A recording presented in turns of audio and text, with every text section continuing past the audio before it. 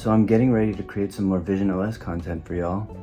And I'm about to begin on an app creation series. But first I want to fill you in with some things that have been going on. I just attended the first ever worldwide vision hack. It was a hackathon that took place over the weekend.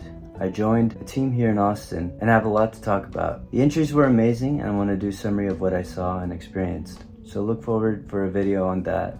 I'm getting ready to create a basic counter app and demonstrate that, but I ran into an issue and I want to talk about what I did to solve it. So this video is basically troubleshooting for what if you have an entity and you cannot interact with it. You can't use gestures on it. So here I have this ball entity and I'm able to use drag gestures on it, but I have this 0 here and I'm not able to move it. And why is that? What's going on here? So let me answer that question. So I've begun to create a counter app. So here we have an immersive view with a couple entities in it and a drag gesture. And I wanted to get some numbers that I could get to create my counting app. So the first thing I did was I searched for free assets. So I found this on CG Trader. There's a free numbers package. There's very few USDZ files on CG Trader. So I downloaded this and it was in FBX, Autodesk FBX format. So I went over to this website here, 3dpea.com, to convert FBX to USDZ, which is what I needed.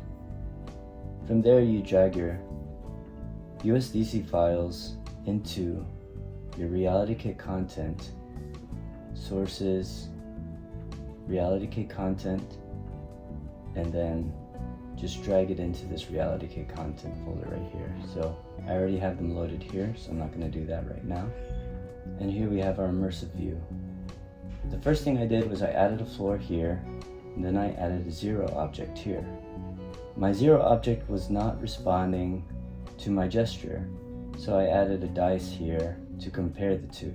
And this is something that you might run into when you have assets. So you might find you have some difficulties in manipulating your assets. Let me demonstrate right here.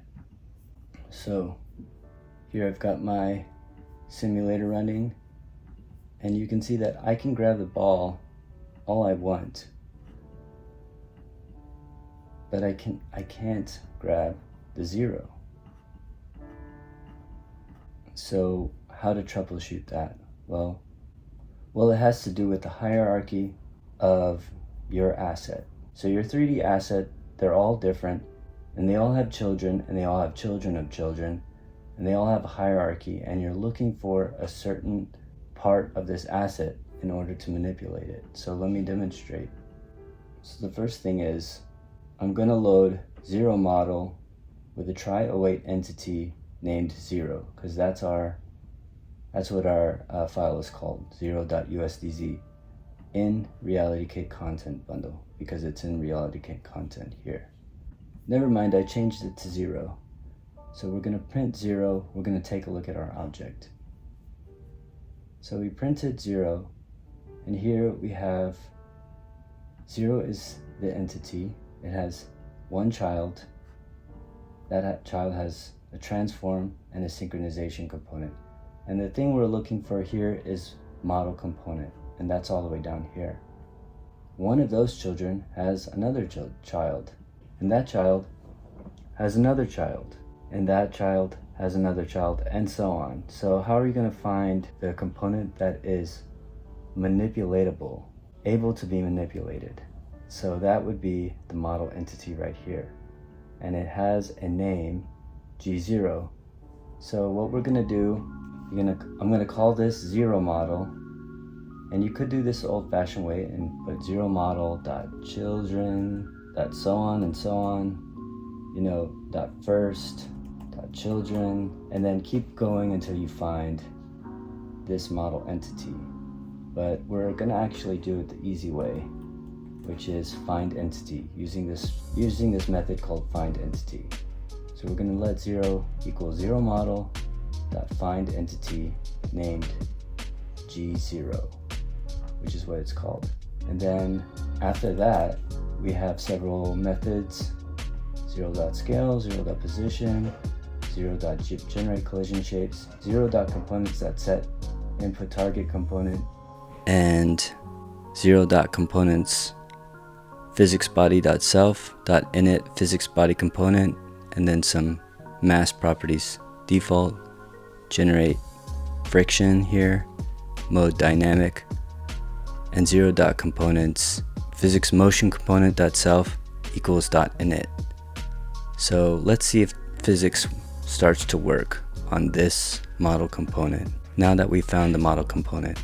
Okay, actually you do need the floor there, because once I added the physics to the components, it added gravity, and these entities went right through the floor and down through the floor to the abyss. So now we don't have that. Now that we have found the model component, which is called G0, then you can do all your components InputTargetComponent methods on 0. So there we have it. Now we can use gestures on this USDZ asset, and the key is whenever you're going to set inputs, set gestures on an asset, you want to look at the asset, maybe print it out, and then you want to find where the model entity is, and then you get that model entity and you perform all your methods on that asset's model entity. So that's all there is to it, and thanks for watching, and I've got more content coming. I'm going to be creating this counter app for y'all to show you how it's done, and then there's also my music and my painting content, so check that out, like and subscribe, and thanks for watching.